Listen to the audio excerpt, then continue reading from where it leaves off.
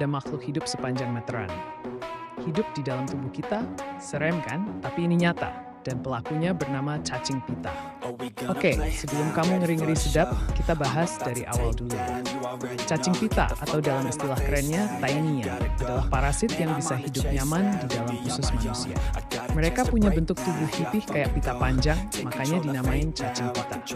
Yang bikin ngeri, ukuran mereka bisa sampai beberapa meter, bahkan dalam beberapa kasus ekstrem, cacing pita bisa tumbuh lebih panjang dari tinggi badan kita. Nah, pertanyaannya, kok bisa cacing ini nyasar ke dalam tubuh kita?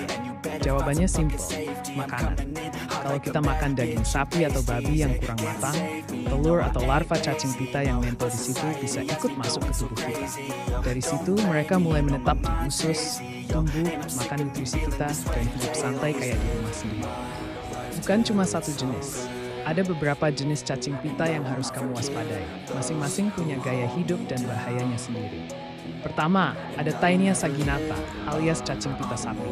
Kita dapetin dari daging sapi yang dimasak setengah matang. Untungnya, si Taenia saginata ini lebih ramah.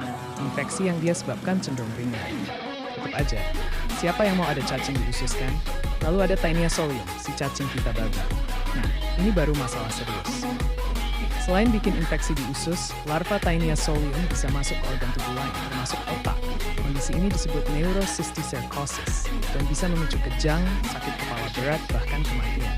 Bayangin, ada larva cacing berkembang biak di otak kita. Bukan film horor, ini beneran terjadi. Ada lagi Diphyllobothrium latum, si cacing pita ikan. Ini biasanya nular lewat konsumsi ikan mentah, atau ukuran cacing ini siap-siap bisa mencapai 10 meter. Kalau udah tumbuh di dalam tubuh, bisa nyebabin anemia parah, karena mereka nyedot vitamin B12 kita habis-habisan. Oke, terus apa gejalanya kalau kita terinfeksi cacing pita? Seremnya, seringkali nggak ada gejala spesifik di awal. Beberapa orang mungkin ngerasain mual, diare, lemas, atau berat badan turun drastis tanpa sebab jelas. Dalam kasus infeksi berat, bisa ada masalah neurologis, kayak kejang-kejang atau gangguan saraf. Dan Kang baru sadar ada cacing pita di tubuhnya setelah melihat potongan cacing keluar bersama feses. Gila ya? Tapi jangan panik dulu. Untungnya, infeksi cacing pita bisa diobati dengan obat antiparasit yang diresepkan dokter. Yang penting, kita harus cepat sadar dan nggak malu buat cek kesehatan kalau ada gejala aneh. Sekarang pertanyaan pamungkas. Gimana cara mencegahnya? Sederhana, tapi sering disepelekan.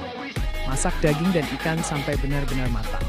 Hindari makan daging mentah atau setengah matang dari tempat yang nggak jelas kebersihannya. Cuci tangan sebelum makan dan setelah beraktivitas, apalagi habis kontak dengan hewan. Ingat, pencegahan selalu lebih mudah daripada mengobati. Dan yang lebih penting lagi, jangan biarin rasa jijik bikin kita lengah.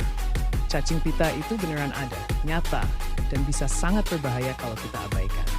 Kalau kamu suka konten seru kayak gini, jangan lupa like, subscribe, dan aktifin lonceng notifikasi. Kita bakal kupas lebih banyak lagi fakta mengejutkan.